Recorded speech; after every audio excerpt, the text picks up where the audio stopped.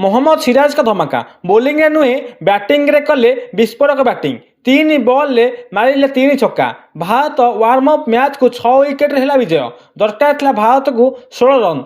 नमस्कार, खेल जगतरू आसला एक बड़ खबर। भारत और श्रीलंका क्रिकेट एकादश मध्य होता वार्म अप मैच रे भारत 6 विकेट विजयी होती, किंतु यही विजय अधिक चर्चा रही मोहम्मद सिराज का बैटिंग धमाका। मैच शेष मुहूर्त में भारत को जितने शेष ओवर में 16 रन आवश्यक था।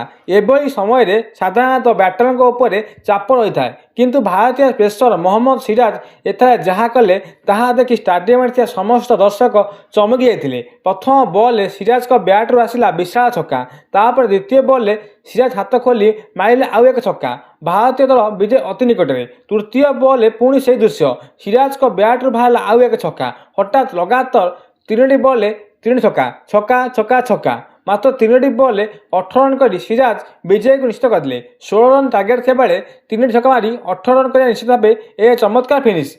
यही मैच केवल सिराज नुहे, भारत अन्य बैटर मैंने भल खेली। जसप्रीत जयसवाल, शुभम गिल भारत चेज को भल आरंभ देते। दुहे मिसी 105 रन ओपनर पार्टनरशिप करते। शेष में मोहम्मद सिराज विस्फोरक बैटिंग मैच रे मुख्य आकर्षण पाटिला। जड़े पेसर भाव परिचित सिराज एभली भाव बैटिंग धमाका करेंगे कई आशा करते।